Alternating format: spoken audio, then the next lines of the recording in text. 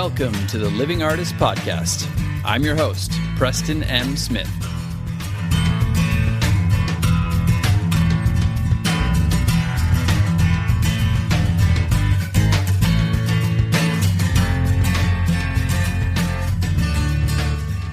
Hey, everybody. Welcome to the Living Artist Podcast. I'm Preston M. Smith, at PMS Artwork everywhere on internet land and socials. I want to thank you for landing on this podcast.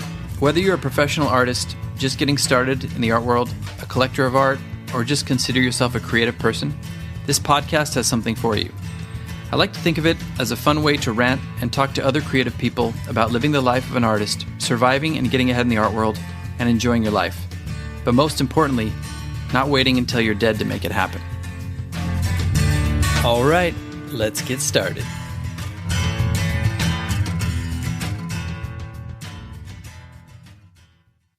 All right, we should be live here with motherfucking Michael Voss. How you doing, Mike? I'm great, Preston. How are you? I am doing wonderful. We had some. It's crazy the timing. I told you people are trimming our trees in our complex, and they were literally right outside my window before we started doing this. I'm like, oh, great! Of course, the one day we're going to do the interview, they decided to go right outside my window. But I think we got a little pause going right now. I think they're doing lunch. Wonderful. Yeah. So how are things over there? You're in, what is it? You're outside of Chicago. And is it, Yes. Am I pronouncing it right? Waukegan? Waukegan, you got it. It's awesome. They used to make Johnson Motors here. So, and we're right on the lake. They have, long since it became a pollution super site in the 70s. Wow. They've cleaned it all up. So I've been hoping that it's going to gentrify and, the value of my home is going to go way up, but we'll see. So yeah, are people still freaked out about buying property over there? Like immigrant community. I'm sorry? Oh, that's okay. I was saying, are people still freaked out about buying property there because of that? No, I don't think so. We still have one of the last coal burning plants. Oh, okay. I need to probably turn off other sounds that I'm hearing. You can't hear them, but no, they sound fine here. Okay, good. Are these the voices in your head, Mike? No, these are like other people that are pinging me. Oh yeah. Instagram. My buddy Tom. Hey, Mike, you commented on something. I'm like, I can only focus. I'm pretty single focused. Yeah. If I have too many things going on, I can't do it. I hear you. I'm the same way. I have anxiety, so when I have too many things going on, I'm multitasking too much. It just throws me off. I'm glad we're zeroed in here. Yeah. So how's everything going over there with the virus, which will not be named? We are a hot spot. Waukegan is in Illinois. I mean, there's a couple of them. It's not horrible. I mean, it's not like New York or. I don't know how many cases, but and our governor has done a good job of keeping us pretty much locked down, and so I think that we're on our way back right now. I hear that May 15th, the governor might let us out. Right, limited. Let us out limitedly. Let us out of our playpen. Yep. Yeah. And I think we'll still be working from home till the end of May. Okay. How's that been for you, that transition? It's pretty crazy. I think I'm built for it. I think I kind of, I can handle it. I like it. I like being alone. I don't really miss going out there. I'm not a big, whoop it up kind of guy anyway. So right. I'm doing pretty well with it. So I know my sisters are going crazy, that kind of stuff, but oh yeah, it's hitting different people in different ways. For me, I agree. I think as artists, we have that kind of built in a little bit. We like the isolation, but it seems like you've got a pretty good spread. I haven't been in your house, but I've seen pictures and video. It sounds like you got a pretty good spread there. So, oh man, it's not like you're confined to one, like to 600 square feet. I talked my wife into because we're empty nest now. My daughter just left. My youngest. That's right. Left. Yeah, she's off to fight the COVID virus down in for a company that got the contract to sterilize or sanitize N95 masks. So she's off learning how to do that, and then it's going to get shipped up. Anyway. Well, that's good. I mean, good for her for doing that, but I'm sorry, you must be a little freaked out about it. A little bit. My wife's really freaked out, but I'm, because I'm both proud and then freaked out, so. Right. How are they doing it? I know here, my wife works at UCLA, and they're doing these ultraviolet cleaning stations where they clean the mask with ultraviolet rays. How are they doing it there? Do you know? I think it's a chemical bath of some sort. I think it's a chemical bath. I read up on it a little bit. Battelle Corporation. They seem like military industrial complex kind of thing. So it freaks me out that way. Right. But they seem to have it together, and my daughter seems really well protected. And well, that's good. I hope they're taking care of her, and thank you to her for doing that. And being on the I'm sorry. line. To your question, our other son had left, and so I've got this great big room that is just like kind of spread out, and I just sent a piece to Shockbox, so I'm super excited about. I just got room to spread out, and we had wisely made a purchase from. There's a company called Uline, which you can get. Yeah, I know Uline.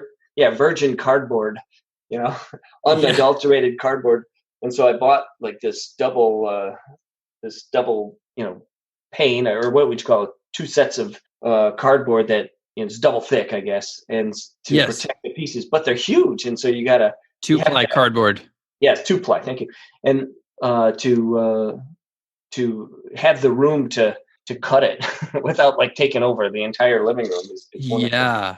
Well, that's been very complicated for me. I ship a lot of work, and I have a place, like I've got my go-to place to go. Every time I get an order, I'll stop by, pick up some materials, and that just went away, as you know. So we had to do a bunch of pre-planning and order from a bunch of different companies, and getting it on time was difficult. Getting the kind of stuff that I was looking for was difficult. So I know a lot of people are struggling with that right now, not just with art supplies, but toilet paper, you name it. But I'm glad you have your stuff. And Mike and I know each other because of Shockbox. You got juried in. This is your 3rd time in a row. I know, man. I don't know what it is, but whatever. I'm just gonna not jinx it by saying you're just that good. That's what it is. No, it's just like I'm gonna just hopefully. I'm actually switching up.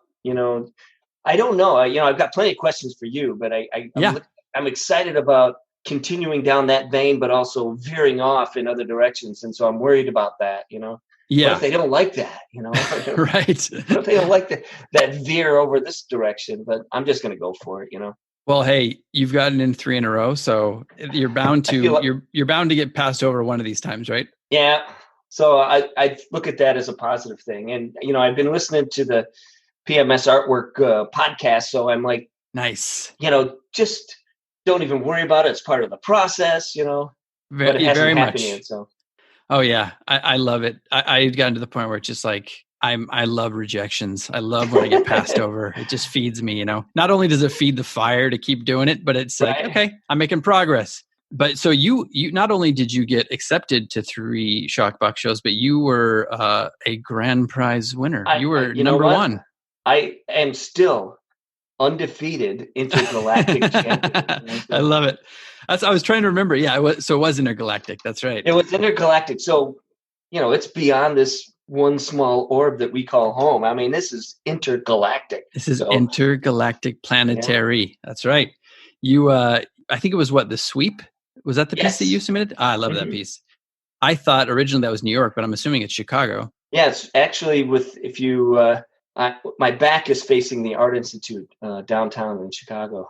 Oh, nice. Yeah, and so I'm facing the other way, facing directly west, like almost mid-noon, and the sun is just streaming straight from the south right down, I guess that's State Street right there. Uh-huh. And it was just a perfect timing, and there's a great puddle there. My wife was having oral surgery, so I had like 2.5 hours to spend while she got knocked out. Wow. For oral surgery. And I went down there with the idea of finding something similar to that shot, looking for a big puddle, looking to try and capture these, the canyon of opulence that's down there, Yeah. in reflection, and I took like 75 pictures at that one little puddle, but the very first one I took was with my phone, and was with that the sweep coming up to get that garbage. It was just an amazing shot. So it was the very first one. I didn't. Oh, you got it with the camera phone. I did. Oh, that's awesome. Yeah. So then I do go through a big process to kind of convert that into, not a big process, but to get it onto canvas. You have to do a number of jumps to get it there. Yeah. So how do you do? I used to do realism and pop surrealism back in the day. I was mainly a figurative artist back in the day, and I'm interested to hear how you convert that. I know when I learned in school, we started with kind of a grid format where you'd grid it and then you'd put it on canvas. And then I just got to the point where I was like, "Fuck this! I'm just going to do it by eye." Right. Are you working with a similar grid system, or? Well, what I do is I will take a model. I'll basically have a model, and I'm sorry, let me go back. What I do is I generally try and get the image down to what I really want it on the canvas. Yeah. In like Photoshop or something like that. I'll start there, get it close, and then print it. A small size in the same relative ratio. Right. As the canvas, obviously not as big as the canvas. And then I'll just use grid lines on that. And I put grid lines down, or actually I use dots, very similar. This is why I'm drawn to that Ivan. I can't remember Ivan's last name. Ivan's stuff in Shockbox right now, where he has those dots of the grid. Right. I've always got those. If you look at my underpaintings, they all have a grid pattern of the dots. So I'm super drawn to that. I'm like, wow, because there's many a times where I want to stop, at the underpainting. I'll use like a monochrome, like a burnt umber or something like that, just a monochrome to get it down and get it right, get it feeling like it's warm and correct.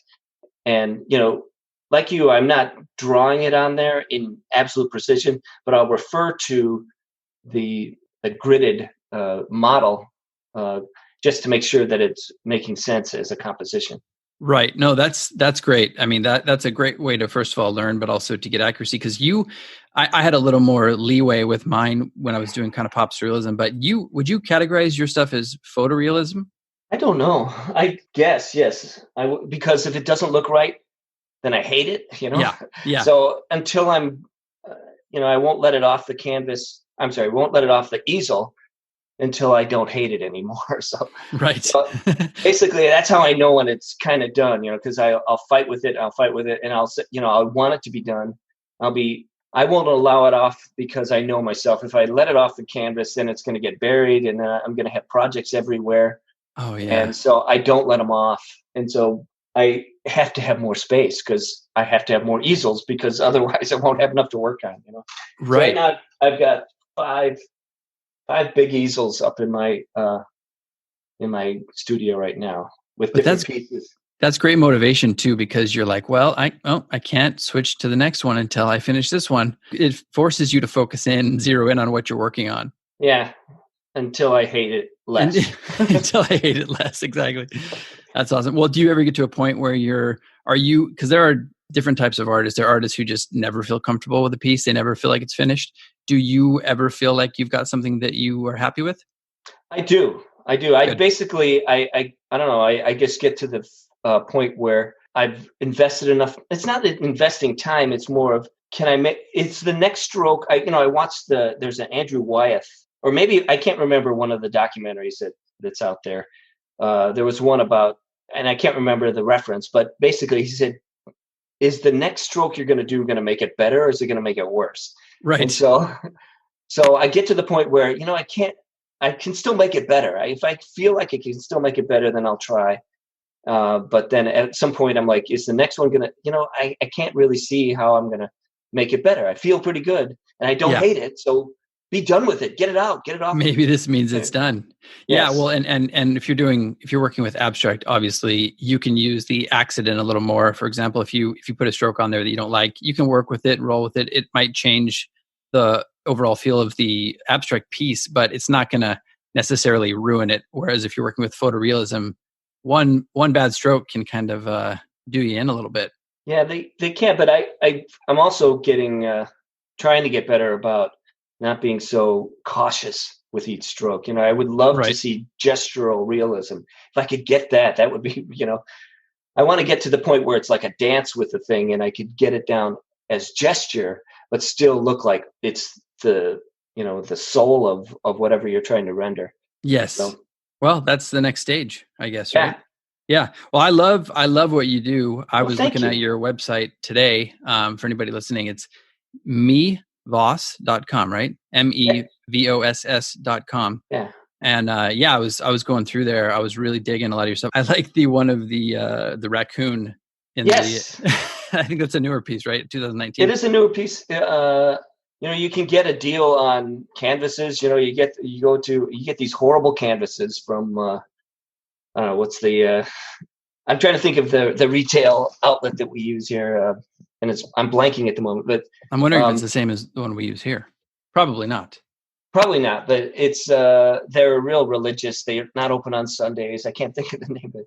Oh wow. They're not open on Sundays, but anyway, you can get these really inexpensive. I'm sure from a poor third world country who forced to make. Children are making these canvases for me. Anyway, I get them really cheap. I get them really inexpensively, but they're not high quality, and so I was using them, and I wanted to make bigger pieces, so I was ending up combining them with other canvases, and so I was doing pentaptics and quadrant, like five ups, and so that was one of a 5-up that I did with a bunch of other kind of animal and ecology related things. So that raccoon one was a fun one. My daughter had taken the shot of this raccoon in a dumpster, and I just love it has like that I just have been caught feel to it, like he's just looking back over his shoulder. There was a fire in the bin, so it's just fun stuff. So. Oh, nice. Yeah. I liked a lot of your animal stuff. I mean, I love your people, your figures too, but you had a couple that were like almost like a semi-surrealist feel, like where you have, I think one of them was, can't remember the name, but the lunatic or something, lunatic sage. Yes. Lunatic sage. Yes. Almost like he's doing some sort of magic trick in front of, I don't know if those are your kids or if that's somebody else in the those are all internal. Every one of those are me, unfortunately. Oh, nice. Nice. all those people are me. I mean, I went through a phase where like the first 5 portraits I did were all of me. No one else would sit. No one else. I could get no one else to sit. So that I ended up doing, we went out to dinner with some buddies of ours, and I was showing him my stuff, and he's like, Mike, there's a lot of pictures of you in here. Like, I'm the only one that will sit. So, oh my God, you are preaching to the choir, because when I first started, I must have 20 or 30 paintings of myself, and people were just like, "Oh, great, another one of you, Preston." And I was for the same reason. I am a cheap model. Yeah. Plus, I was working through like, psychotherapy kind of things. Yeah, right. On canvas. It's my psychotherapy in oil, so all of these images, the one that you were pointing out, the lunatic sage, is really just like some Jungian active imagination of me acting out a scene that I developed out of a whole cloth in my unconscious. So yeah, it's like another level of catharsis, right? You're not only is it cathartic to get your emotions out onto a canvas, but to explore yourself visually as well. I felt the same way. My old stuff was very existential and dark and moody, because that's how I was at the time. And it's a great another layer to do it. Now you're like all like screaming beautiful color, So. Yeah. And so I was really worried about you when I start seeing more black come out a couple weeks ago. It's always there, man. It's always there. Oh no. I always talk about it being a trick. I feel like every artist has to, on some level, go through a dark period, or just some sort of self-reflective period, at least. And I was battling some demons for well over a decade, and now I feel like it's so ingrained in me that I'm different now. I'm much happier and more centered. But if I need to dip back into that, it's just like it's always there. It's like it's a well. So it's kind of a trick. It's not like I'm actually that dark anymore, but I know what darkness is. Well, yeah, you've got like endless material that if you need to, you can just haul it out, throw it out there. That's right. Hopefully it will sell. Hopefully it will. Yeah, exactly. Well, you are working for a company right now, right? It's like my primary motivation in life, but it is not making any money at the moment. It's also what I hope to do, because I'm at the stage in my life where I'm looking to retire from the corporate world. And so hopefully I can jump into this as my next vocation full time. Well, let me ask you, first of all, are you nervous about that? That's question A. Does it feel like it's like a security blanket having this job? And B, how are you going to go about making that transition to monetizing your art? Are you doing online? Are you trying to do galleries? Are you trying to do a balance of those? To answer your first question, I'm terrified of it. I worry about the people who depend on me, because I've always, I made the call. If you look at all of those self-portraits, the very first one is Man v. Shadow, which is me kind of struggling with that choice, with that exact choice of whether you go and be an artist or you be an accountant. And so that piece, I haven't really put it out there. I don't know if I should. Did you sell all of your old self-portraits? I don't know what to do with that thing. So I've got it. It's kind of a touch tone form or touch. That is a great piece too. I love that. The one in the alleyway. Yes. And so that's me against me. It's me at 19, all pissed off about me at 19 choosing to go down this other path. And so interesting. So bottom line, it's a very scary thing for me. And I've got these people, my family, my wife, my children that depend on me, but they're at the point where they're pretty much taken care of. They're all working. We got some school loans to continue to take care of. The question that I have for you, Preston, is, because you really burnt the boat. You torched it, and you were just like, I'm going for it full time. And it was the right thing for you. But I'm somewhat, I want that boat to come back and make a delivery. So we have it, I want it to come back. I want to let the boat go. Yes. But have it come visit me every now and then. So, as Woody Allen would say, a free floating life raft. Yeah, something like that. Because so the idea that Obamacare was out there is that boat for me, so. Right. Because I'm not really that worried about the income, and I would really like to be in a space where I didn't have to sell this stuff to survive. Yeah, that's a tough place to be in. It can screw with your creativity. You have to, for me, it's never easy. It wasn't like, oh, hey, now I'm good. I'm just going to jump and do this. I was terrified when I did it. And the day that I actually quit my day job was the day before the election of 2016. And I don't want to get political, but I was like, what did I do? Did I make the right decision? I know everybody else is going that way. Where, Yeah. So, but luckily I kept cooler heads prevailed. My wife and I are like, look, we'll be okay. I had established for about 1.5 to 2 years. I mean, I'd been selling art to, word of mouth, all that kind of stuff. But as far as selling online, I'd been doing it for about 1.5 consistently. And I'd use that to pay off debts, to save up a little money. So I had a little cushion. And I also used it to develop a routine. So like, okay, I know what I'm going to kind of ease into when I jump. And luckily I just hit the ground running with that. And I was fortunate enough to keep making some sales. But, there's always that time. And now, like, for example, coronavirus, I named it. That's one of those things where, am I still going to be able to sell in this period? And if you don't have anything, if you don't have that free floating life raft, try saying that 3 times, it's scary. So I feel your fear. And I think that's a common fear amongst all artists. Yeah. So the other thing that worries me is because in this time, it's almost like a test run. I don't have my boss like watching over my shoulder. I've been there a long time. They really love the work that I do. So they're not really worried about it. But I've stopped painting. I picked up some other stuff, but I've stopped painting. And so I have not developed the cadence that you're speaking of, the get up and, do this at 6:30 or whenever I'm a real morning person. So I would love to be able to work my ass off from, 6:30 to like 10:30, take a nap. And then go back at it at 2. Well, that's interesting in and of itself. So I don't know.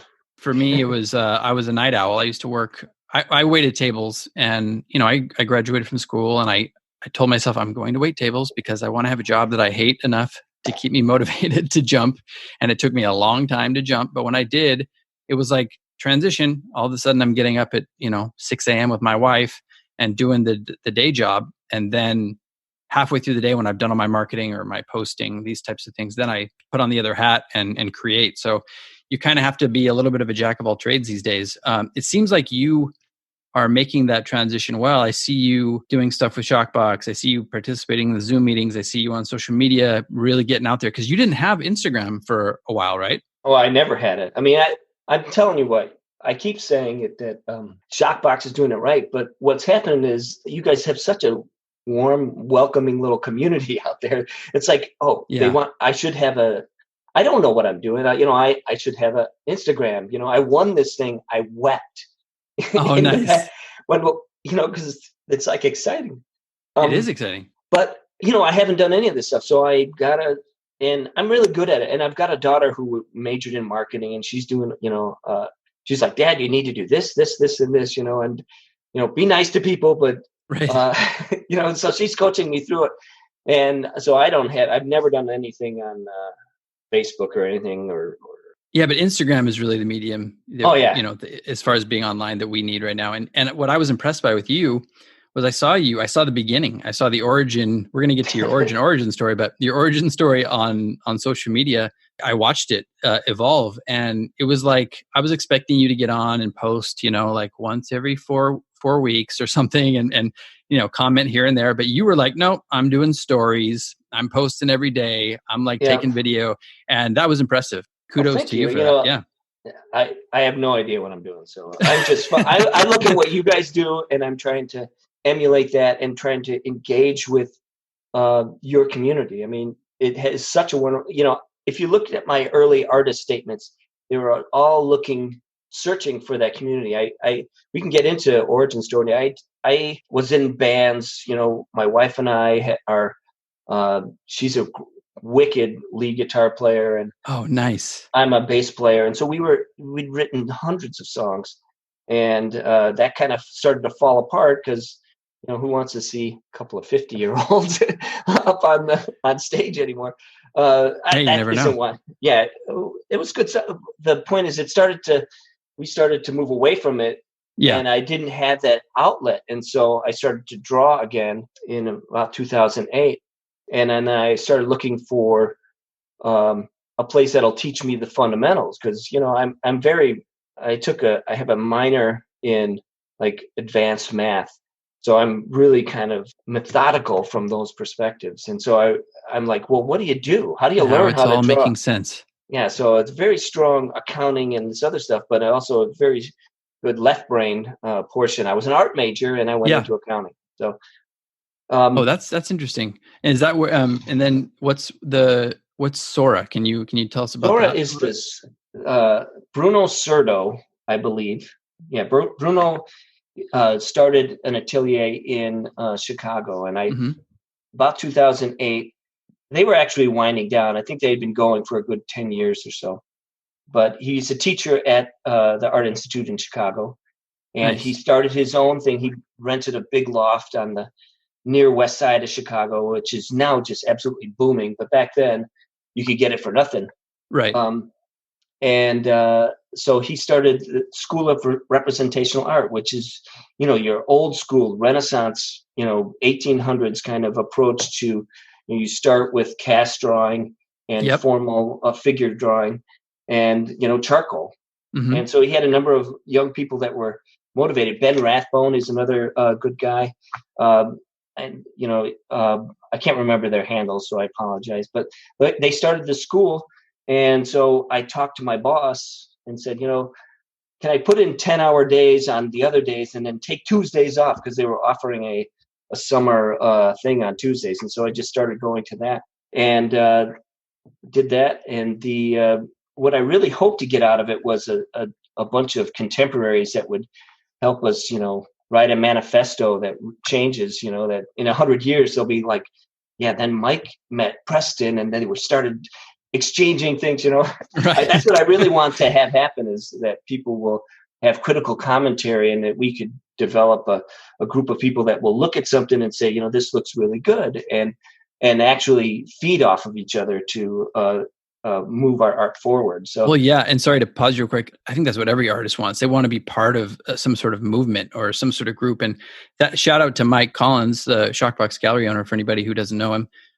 He kind of built that community, well, while he was dabbling in art, but even before that. And then he just brought that community along. And now we've continued building it, him and a bunch of other artists, and now you and people who are coming on. And I do feel like it's kind of similar to some of the movements that happened in New York back in the day, back in the 80s or back in the abstract expressionist movement. Sorry. Anyway, keep going. Well, that's exactly what I'm hoping to do. Is what I want to do is like take some of the elements that I've just seen in Ivan's art and start using it, and then like play it back to him and have him come back and say, you know what? Yeah, but then I've taken your stuff and I've, kind of a la Brian Wilson and Lennon and McCartney, right. Of them exchanging these ideas and pushing it forward, so yes, that's exciting. Borrowing. I think you watched. You guys are so nice, though. You guys are absolutely so nice. I'm afraid to, there was, I forget that there's one artist who does, Lauren Mikkel. I can't think of I don't know how to say his name, but he does sculpture art. Scott Mescal? No, not Scott. He did sculpture art. He had like paintbrushes with like cigarettes coming out of them. Oh, yes. I'm so bad with names, but Lauren yes, he's McHale awesome. Or something like that. And I wanted to make a comment to him, but you guys are so nice, and I don't want to have any critical comments. So I think there's got to be a spot where we can have critical comments and stuff that will push each other, but not do it out in an open forum like right. Instagram. That's such a good. Sorry, go ahead. So it's taken in the context of pushing us forward rather than in a critical way, That's such a good point. I was actually thinking about doing an episode about where is the right place to do criticism. And Instagram, you're right, is not the place, because this is a place where everybody's sharing their work and it's kind of got a positive vibe and energy, and you want to just be pushing forward, and you don't want some random douche from across the world saying, I don't like your work, It's just not that. But yeah, I think it's also necessary to have criticism too, though. So yeah, maybe that's something that we could work in at some point, or maybe even have like a virtual meeting where we're critiquing, like a critique group or something. I don't know how to work it, or maybe it's just like one-on-one where you say, where you DM the person, say, oh, this looks great, and I've taken this, and what are you doing over there? That right. kind of thing.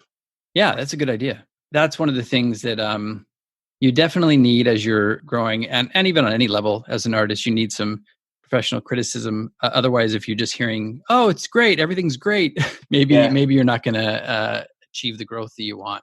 Sorry, I think I derailed you a little bit. I don't know. I get derailed so easily. So you, well, me too. So you were doing the representational art school. Yep. And I saw some of your old charcoal drawings, which are amazing. I'm assuming those are from there? Yes. Most of those are from there. But I continue to do it because one of the things, once again, Ben Rathbone, he had turned me on to this Charles Bark plates. And I've been doing those for a while. And it's just practice to teach both my hand and my eye what realism is, And so these are really old school, they were trying to teach what is beauty. They were trying to ingrain into artists what beauty must be. Oh, nice. And I still think that they're absolutely gorgeous and beautiful. I would probably, like the people back in the late 1800s, rebel against someone telling me what is beautiful and what isn't. Right. But I know that they're beautiful. So I love doing them. And I love doing these. So I'm working my way through them. It's a whole book, and I printed them really large, and then I just rendered them. So eventually I'd like to do it like a big piece and then sell them. Yeah. Once again, I love the idea also of getting rid of stuff. I want to hold on to it, enjoy it for as much as I can, and then let it go. I love to go away. Well, I think art, when you start pursuing it as a career too, it becomes an exercise in Buddhist philosophy a little bit. It's like learning to let go and surrender a bit, because my paintings always used to be my babies. And, I was always like, these should go for the highest dollar. I'm not giving this to anybody for anything less. Right. And now I've got like so many paintings in storage that I have to get rid of them. I'm not there yet. I'm trying to, that's part of what I'm doing now, is trying to build up inventory. I hate to think of it like product, No, but it is inventory. I hate to think of it that way, because it's beautiful inventory. But it is. Beauty my beauty inventory is way down.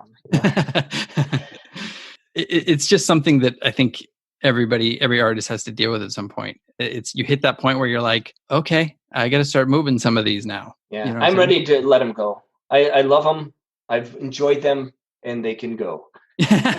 And they can go. And now somebody else can appreciate them, right? Exactly. And so I had a great conversation with Mike Collins when I was out there after the sweep dominated the competition. Sorry. The galaxy. Yeah, the galactic.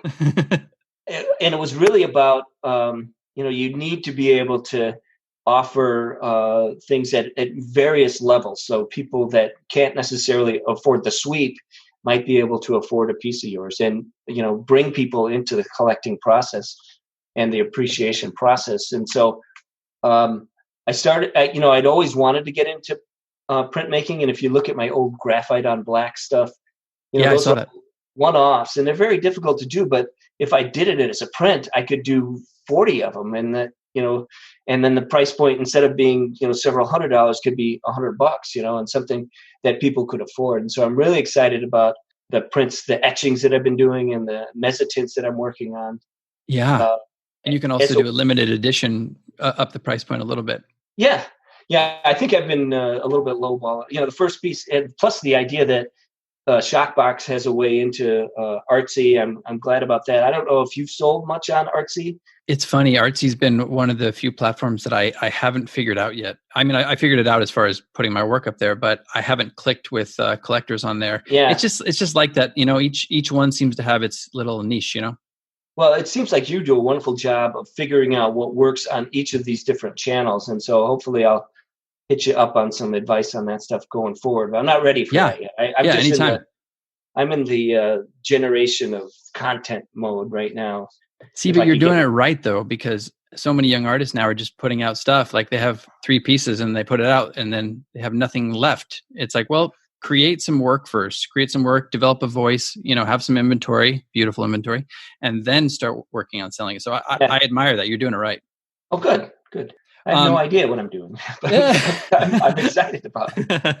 You seem like that's the main thing. Fake it till you make it, right? Yeah. So I got this. I'm all over it.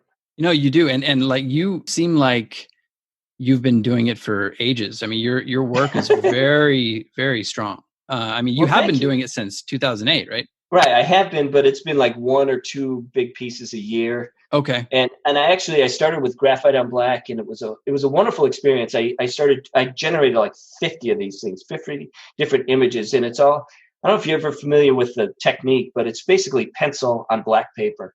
And what's beautiful about it is, you use the proper, usually, as a artist, the harder you push on there, the blacker that pencil line, because you're drawing on white. But as you're using the reflective property of the graphite, it starts picking up the colors in the room, colors of the people's shirt in the piece. Oh, that's interesting. So you're using the reflective property of the graphite, but you only get one. It's like a monotype. You can only do one of them. Well, that forces you to be really good. Well, I did a bunch of them, and so now, I don't know where I was going with that, but now real quick, yeah.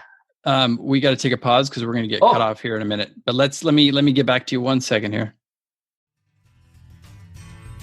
If you haven't heard about Anchor, it's the easiest way to make a podcast. Let me explain. It's free. There's also creation tools that allow you to record and edit your podcast right from your phone or computer. Anchor will distribute your podcast for you, so it can be heard on Spotify, Apple Podcast, and many more.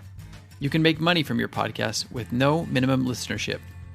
It's everything you need to make a podcast in one place. Download the free Anchor app or go to anchor.fm to get started. All right, we're back, and I'm sorry for cutting you off. Do you remember what I interrupted you with? Yeah, I was talking about graphite on black and picking up, the reflections of colors in the room and showing those up in the piece. I love that, and that's what we were talking about. Yeah. I think I was headed toward printmaking because that's where I'm headed now. Haven't picked up a paintbrush. By the way, I named my easel. It has a persona of Edith. Actually, my sister-in-law gave us this really old school I guess it's looks like a cabinet of drawers, and I stuck wheels on it and stuck a glass top on it. So now this Edith, and it had Edith on the front.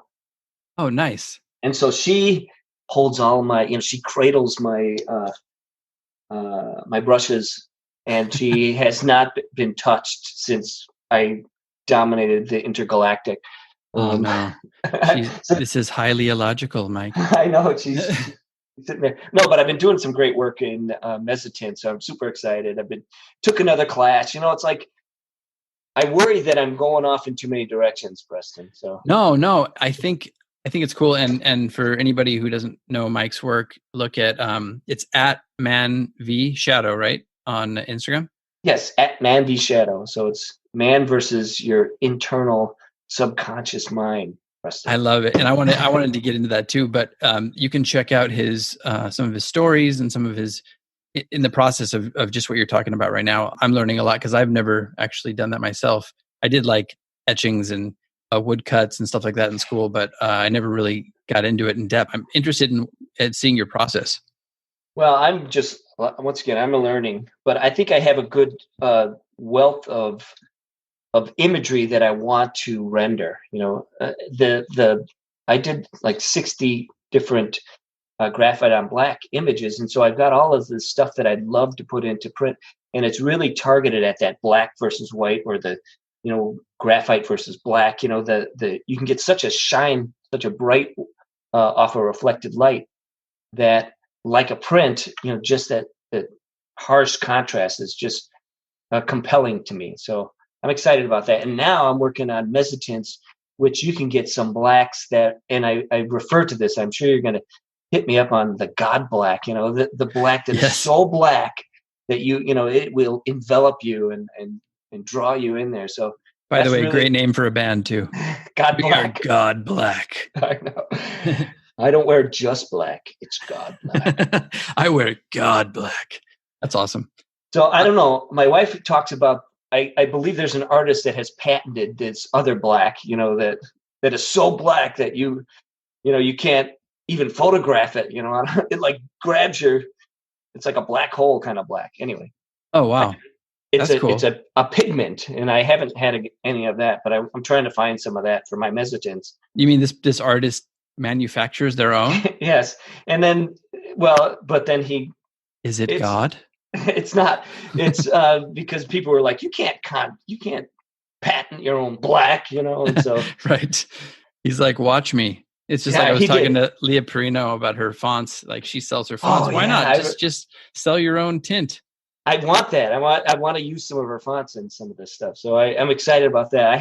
I love the graphic nature of that. I love old Art Deco stuff. I'm all over the place, and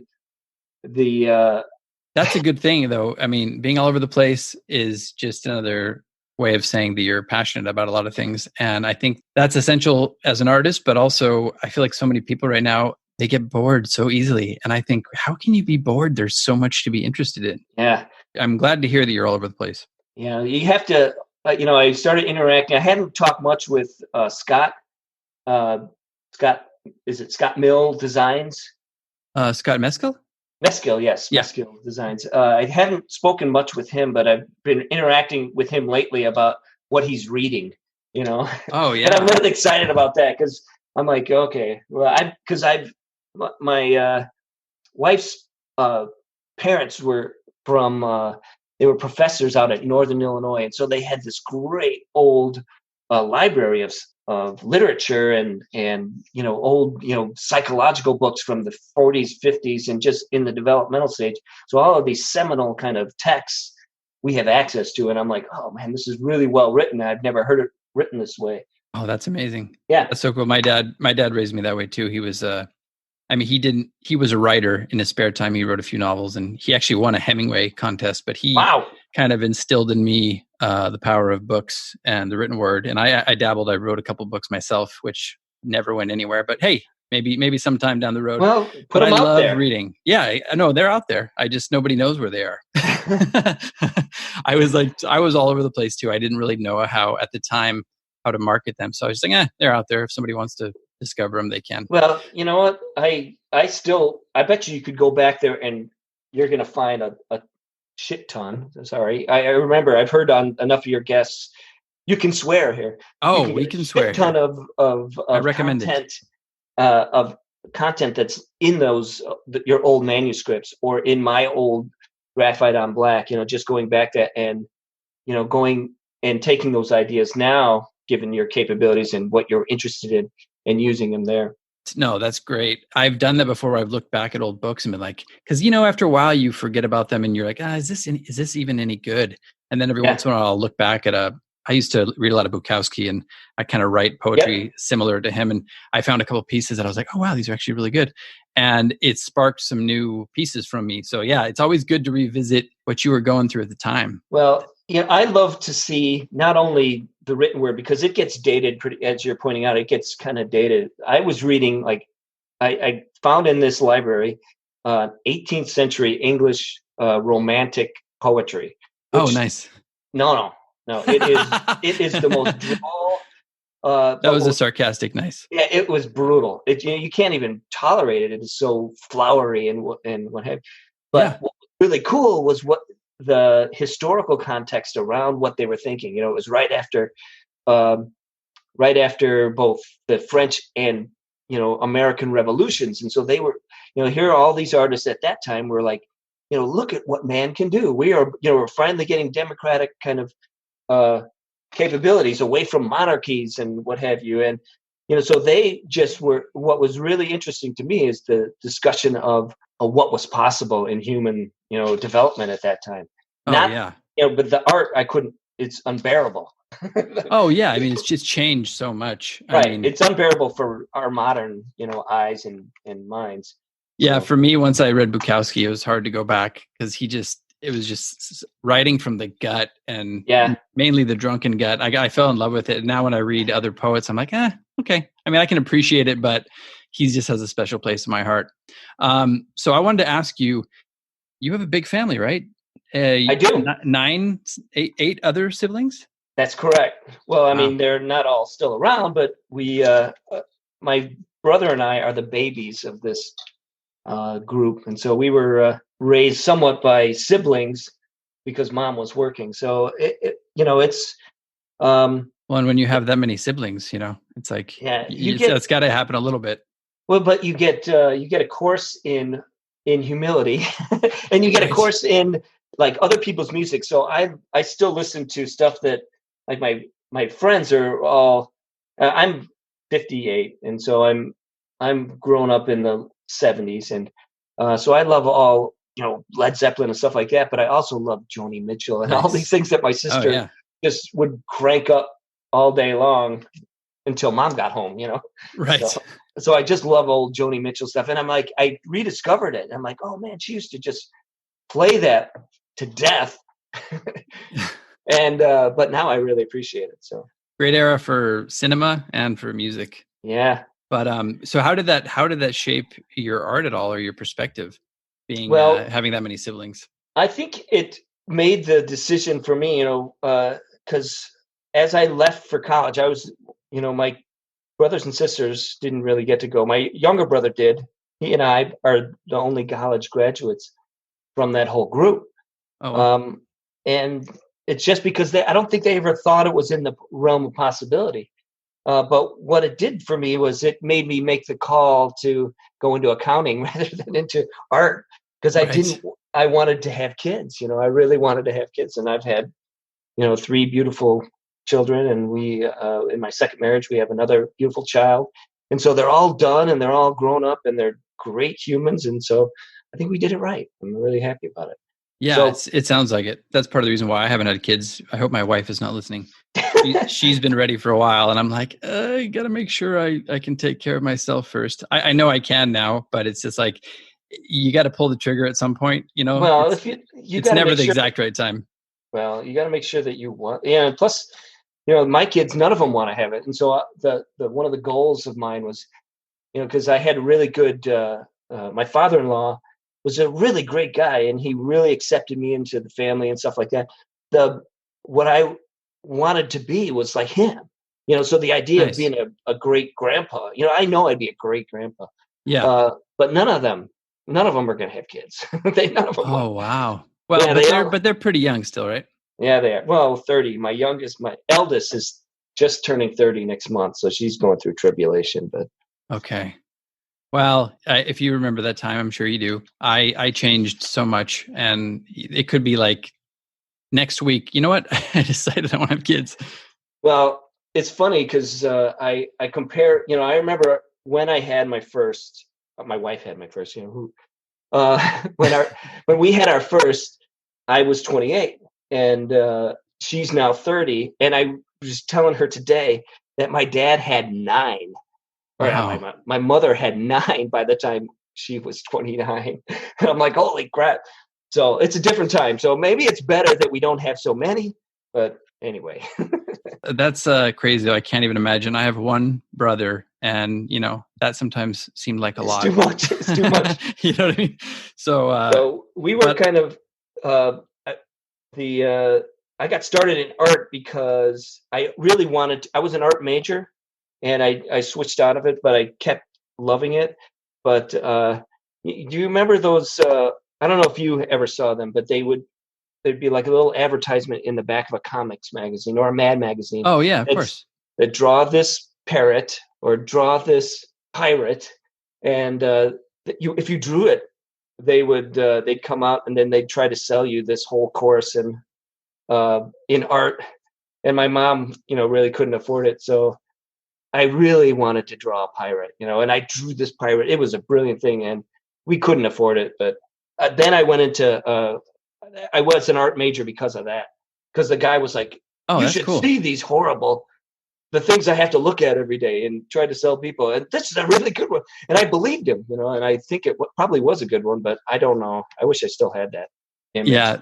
Well, my friend and I, we're like, you know what? We loved Mad magazine and Crack magazine. We're just going to make our own magazine. So we just doodled, we drew our own magazine and we put it together. I think I have it somewhere. Oh, man, you got to find that. I know. It was so much fun. Little like New Kids on the Block references. You know how they're always referencing pop stars and yeah.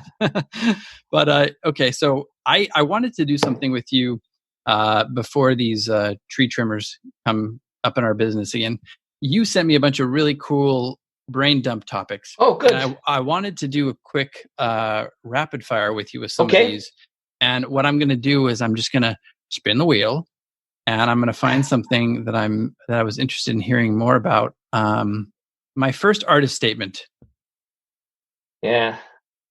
Oh no! Did he pick the wrong one? My first artist statement was all about how I want to mix both realism with impressionism, and I would love to go back. I basically want to be in the time with Van Gogh and with Gauguin, and in across the street from the. What's a Moulin Rouge, drinking of course. Drinking absinthe, Absinthe, yeah, and having your teeth turn green and going mad. So that's what I want.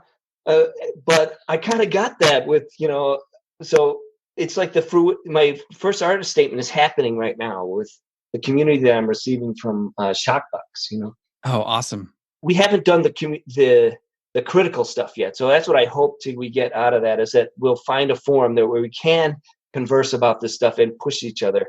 Yeah, you should talk to Mike about that, and I'll bring it up to him too. I think it's a good idea. Well, I don't know how to do it, because it's not something that I think you can have public. I don't know what they talked about across from the Moulin Rouge, but they didn't make it public, I bet you. No. Well, what would be cool is when this whole madness goes away or subsides a little bit, it would be cool to kind of work that into some of the shows for the people who came out and do like post show, whoever's here, whoever's an artist, we can kind of sit down and go over their piece and, what we liked about it as a jury and what the other artists like about it and what, maybe could have been improved, to have a little professional critique. I think it's a good idea. Yeah, I think it's a good idea. And that's what I'm desperately seeking, because I don't, I hear too much of, oh, this looks so good. I do dogs. I did a number of dogs for people, and people love their dogs. Dogs are easy. People are hard, man. We are trained. Oh, we are trained to scope out suspicious people. Dogs. Dogs will pull it over us every time. We don't have the ability to distinguish a mean dog, really. Right. They're also damn nice. Unless they're biting you. We have extra synaptic capabilities to determine a person's intent just by looking at them. When you draw people, it is so hard to get them right. Yeah. And so I need to get better at both being gestural. That's what I really want to do, is be much more fluid in the paintings, rather than, it takes me a long time, and they are somewhat, in my opinion, scripted, Right. But I want somebody else to tell me, because all I hear is how awesome they are. I'm like, this looks really great, so I don't want to hear it anymore. Yeah. You want to be forced out of your comfort zone a little bit. What's up with his hair, Mike? I don't know. Speaking of hair, I always find hair in all of my pieces for my wife. She wasn't even in the room, and I'm like shipping it, and I'm like, there's like 4 hairs in here.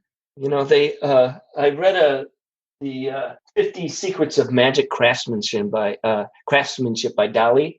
Uh-huh. And he bans like all animals from the room. He will never let any animal, cats or anything, can never come into the studio because of that. Yeah, I completely agree with him. I want to move on to another rapid fire question. Okay. MySpace Craven Dogs. Oh my God. Well, MySpace, I still have t-shirts from MySpace, and I really wish that it was around. So Craven Dogs is our band, Julie and my band. Oh, nice. We've written close to 100 songs together. And I still have one of the best logos ever. It's just a circle with gestural teeth trying to gnaw on this big bone as like what's the no sign for no walking? So you've got that kind of graphical design. Right. Anyway, I still love it. Oh, that's cool. We've written just a ton of songs that are never going to go anywhere, but we're ready if anybody's ready to sign some 50-year-old rock bands. We'll have you guys come play an opening one day. I have a little bit of a musical background too. I was in a punk ska band. I think it's required. If you're an artist and you haven't played music, my son is doing math. It's like a combination of Newtonian, Pascal and Alan Turing rhythmic design with like Johnny Greenwood and Tom York all molded into one thing. It's really cool stuff. Oh, that sounds awesome. Yeah, it's called Snooze. Snooze is their name. So they're a wonderful band. I love it. That's great. Okay, let's see. We got let me go down to another one here. Jungian psychotherapy, active imagination, Sybil deconstruction. Yeah, so a lot of the graphite on black that I worked on, I would start to, part of my psychotherapy back then, I was doing psychotherapy with a Jungian analyst. And active imagination is where you just kind of let your mind kind of write the script. And so like a stream of consciousness? Stream of consciousness. And I would do it. I would take one of my pieces and I would imagine that I'm walking into the piece, and I would walk into the piece. And then that's how Mandy's Shadow came about, was I was confronted by my 19-year-old self. And so this was and so I would write all this stuff about it. And it's called active imagination. And I think people have a different connotation associated with those particular combinations of words. But in Jungian thing, what it was forcing your imagination to tell the story, forcing and capturing it. And so I've done a lot of that. And so I've just got a tremendous amount of like landscapes, internal landscapes that I wish to portray and to get out there and get out of my system. Because as you paint them, it's like a release to make it go away. Well, I love that, because I'm always telling people, I think you're your own worst enemy when you're trying to create. Your inner critic comes in and tries to take over. And I'm always just trying to shut him up and be like, okay, I'm just going to let the brush or whatever tool I'm using just start moving. And when I'm painting, the best is when time just stands still and I don't even realize I'm painting. There's no critical thinking going on. I got music playing. I might be in some sort of a dream state, but I'm definitely not thinking about how the piece is going to end up. And that's when I think the best stuff comes out, personally. I don't know if it's the same with realism. Yeah, I think it's harder to do that with realism. I love doing that when I'm working a big area, like the backgrounds of some of my pieces. I loved, I'm using like a technique that reminds me of Van Gogh. I'm stealing from Van Gogh and using both like a pointillist or kind of block kind of, that you've seen it. It's a oblong stroke that he has, and you just do a lot of those things. And so those oblong strokes, I just love those. And so I'll get lost in the background. If I'm working on a face, I got to be focused on that. Okay, I'm going to move on to another one of these. Okay, 10,000 hours. I'm assuming this is the 10 years or 10,000 hours. Yes. So that's what I'm in the process of. I'm only like halfway through. So in 2008, I decided, this is going to be my goal, is by the time I'm ready to retire, which is another 3 years, if we can get to 62, I'm 58 now. If I can get to 62, so that's 4 years, then you get to go on to Medicare. And then I don't have to rely on as much of income, and I can be free to do this. So this is like the boat is coming back. I don't really got to step out. The water's not that deep because the 10,000 hours, I'm halfway through it. I've been working a lot, but you can only do so much when you're still doing a 9 to 5. So hard to work it in when you get up but I get up for a while when I'm like really on in terms of creativity. I get up there's nothing that'll keep me from getting up at 5:30. I'm like on fire to go do it because I know I got to get it done before 9 to get into work. So I'm like, but now when I'm at home, it's like there's less motivation. So I'm slowing down on my 10,000 hours. I haven't done like like a Microsoft project of where I'm at or anything, but maybe I need to do that. No, but it's difficult with painting. I mean, I was the same way when I had my side job. I was pretty much painting like 1 to 2 pieces a week, and I was doing it in my off hours. So you almost have to go by the 10 years thing instead of the 10,000 hours thing at that point. But well, I can hear these guys in the background trimming trees. So I'm going to ask you a couple more quick things. I don't want to salt people's ears too much here. But what would you tell young Mike after all these years of experience that you've accumulated in both the corporate world and the art world? Well, honestly, I go back and forth because there's rage in that piece. Rage. I tell him that you did okay. Just keep going. It's all right. That's great advice.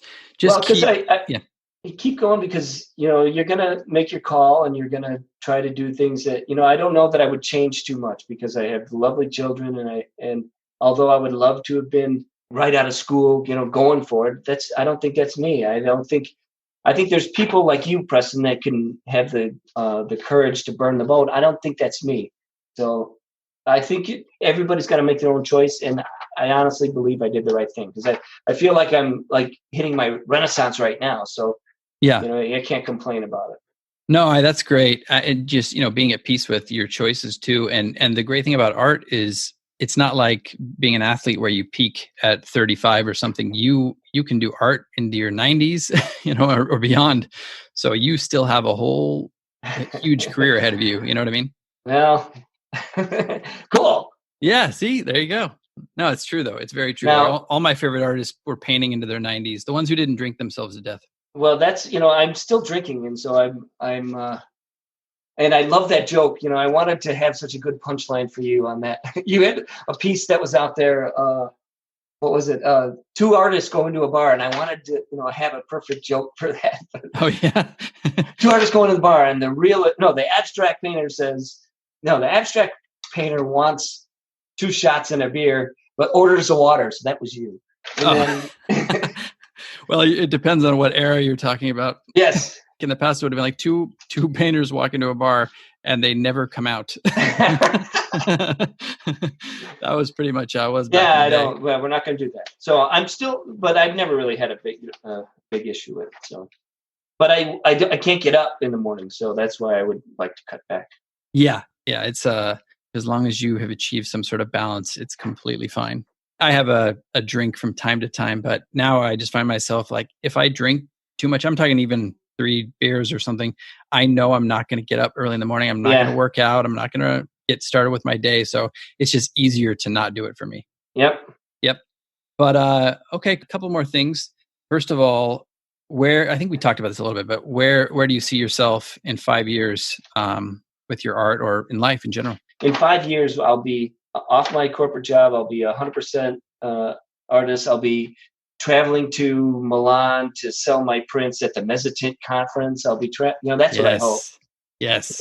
There's a really big kind of a very, I shouldn't say big, but a very cliquish kind of group of people that just love those things. And so I'm excited about producing some work that maybe someone will buy one of these days.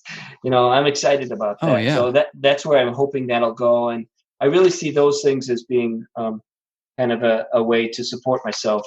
And the other thing is I think I'm going to be doing the same thing. I'm going to be submitting my stuff into Shopbox and submitting myself to these little shows and then going there because it's been such a pleasure to, the experiences that I've had doing such, and getting there and getting face to face with people too. Yeah. Yeah. No, I agree.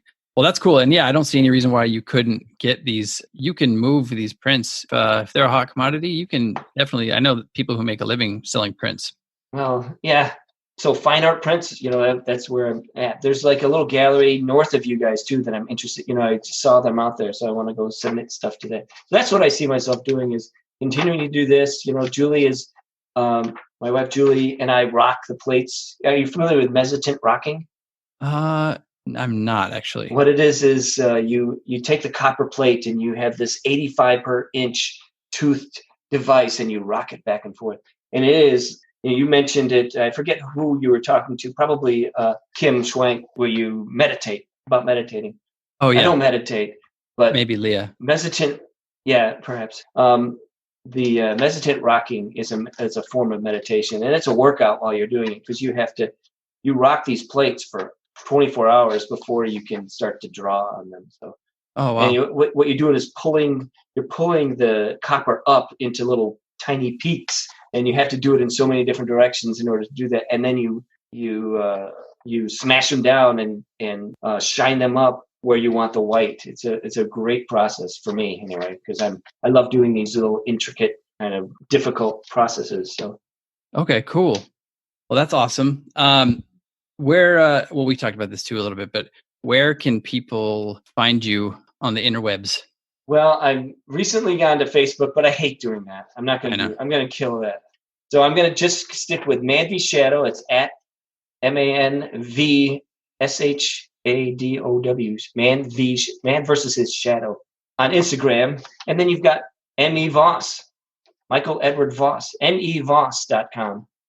I like it. It's Me Voss. Yes, Me Voss. And so that's out there. I was listening to, it wasn't really Art Economics 101, but Art Economics 201. I wanted to ask because I look at your site and I'm like, this is really targeted and it's well laid out and it's easy for them to buy. But my site is not like that. So is it okay to go into this right now? Oh yeah, sure. I don't see my site as a destination. Your site looks like an e-com site, and I think that's the right approach. And I wanted you to talk about that if possible. Yeah, I made the transition. I made the transition. I used to have just like a normal website. My wife designed it. She used to do multimedia design, and it was just kind of your standard portfolio. Portfolio. Show my work. Show your exhibition history, all that. But I made a transition into. I use art storefronts, but basically they sell you on this fact that your website should be like going to a gallery where you can just see, it's like a storefront. You see everything you need. You can just buy it easily with a click. They do a lot of stuff where they have like AR capabilities where you can use your phone and project the piece on the wall. So it's very easy to visualize it in your home. And so I just kind of made a little bit of an investment in that. And it was a lot of work. I had to basically revamp and upload all my work, which was like 700 or 800 pieces at the time. But it took me a long time, but I think it's worthwhile because you're competing with, not only are you competing with other galleries, but you're competing with all of these other online marketplaces. And if somebody's going to come to your place and they're not even sure how to click through to have like a purchasing capability, they're gone. Because nowadays it's so easy to do that on so many different sites. Yeah. So I just wanted to take a little bit of that, out of the equation and just make it simple for them if they wanted to buy something. Now, do you price it the same regardless of the channel? Or, I don't know these kind of basic rules. Well, you're supposed to. Yeah. It's one of those, that's the old school way of thinking. Yeah. It's like a wonderful thing if you could price it a gallery price in your own, where you don't have to pay commission. So what's your thought on that? Right. Well, there's like, there's like wholesale and retail, but the main thing that I've heard over the years, as far as like pricing on your own site and through galleries, you're supposed to have uniform pricing. So if they go to a gallery, if they go to your website, if they go to an art marketplace, they're going to see the same thing. Now, what I kind of do to get around that a little bit is I'll have certain sites where I'll have like a discount or a special price on it, and I'll make sure to label that, because you don't want a collector to be like, well, I saw it here in this other marketplace, and it's $300 difference. But if you mark it as like, oh, okay, this is a special price, then that accounts for that. But I've been trying to keep it uniform. There are a couple places that take a little bit higher commission, and sometimes there is that kind of need to up it a little bit so you're not getting hit so hard. But so I have done that a little bit, but the short answer is I try to keep it uniform. Makes sense. Yeah. Have you gotten on any of these art I've thought about it. I'm still, I don't have enough inventory to make sense to do that. So I'm just kind of figure out how this is the 2 to 5 year kind of plan. So I'll figure this out as we go. But right. I mean, you have enough stuff that you have some quality photorealistic stuff that I could see selling very well as a print on some of these places like Society 6 or Fine Art America. So maybe look into that. Yeah. Because it could just be like a supplemental income thing, if nothing else. Cool. And then the last question that in my Art Economics 201 section of grilling of Preston is, do you hold back like displaying on Instagram or on anything, on stuff that will be in a gallery? Because I feel like there's pressure, not pressure, but you want to continue to keep people liking your stuff on specifically at Instagram. And so you want to put it out there early, but you don't want to show, you almost want to reveal at the I get the feeling I want to reveal. Like I didn't want anything out there before I got out to show the sweep, Well, I think nowadays it's such a different market, especially if you have an online presence. I will just put my new stuff up unless I'm preparing like a show, a big show, for example, like a solo show or something, that I'm just creating pieces specifically for that. Then I'll hold back a little bit. But if it's just going to be something that's for mass consumption, and then a gallery, for example, picks up a piece later on down the road, and I've already been showing it, well, yeah, I mean, it doesn't matter to me. Although I will, obviously, you have to take it down on all the art marketplaces if you have it. If you have it assigned to a specific gallery where they have like a 30 or 60 day before and after. Sometimes, they'll show it for a month and then they're like, well, you're still under contract for 30 or 60 days. So if this sells, like, let's say you put it back up on Instagram after you were in the gallery, then you sold it, or you sold it through a different marketplace that takes 40% of that sale, then you're going to have to also split another commission with that gallery because you're technically still under contract with it. So I had no idea. Yeah. So I just, you just have to be aware of all those things. And if you have a big online presence, that can be kind of a pain in the ass because you have to really be meticulous, keeping track of what's where. Wow. But you sound like you're pretty meticulous. So I think you don't have any problems. Yeah. I don't want to sell any of it, actually. That's great. Yeah. I just want to get it out away from me.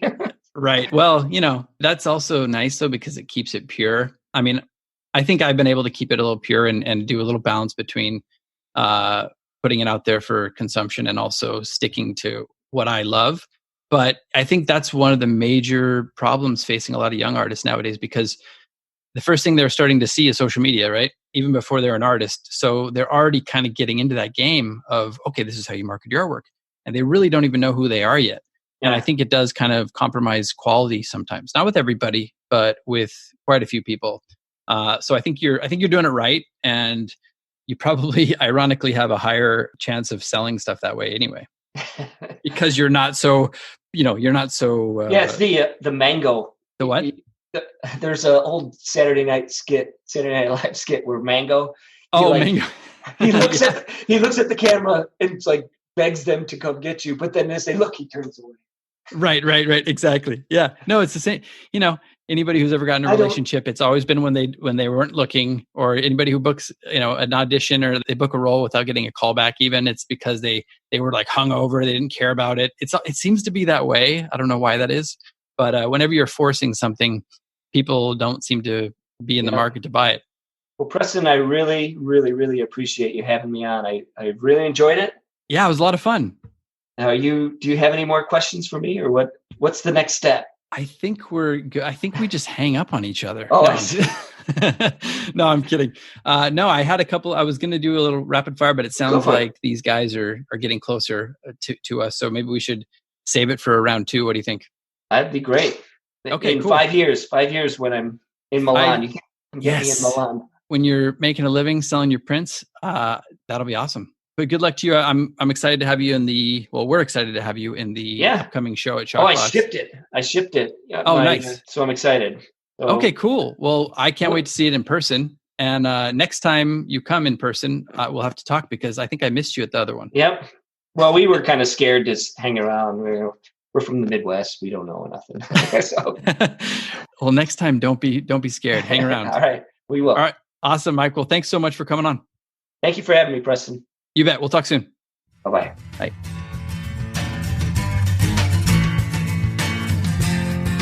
This has been the Living Artist Podcast. Thank you so much for listening. I just want you to know that I appreciate you being here, and I'm grateful to be in your ears. Your art and creative life on this planet is meaningful, so thank you for sharing it with me. If you like this podcast, whatever platform you're listening to it on, please subscribe and share it with your friends. You can also leave me a positive review to show your support. This helps me to reach more people with the algorithmic magic and keep the show going strong. If you want to see more of what I do and check out the art that I create, you can visit my website at www.pmsartwork.com or follow me on social media everywhere at PMS Artwork.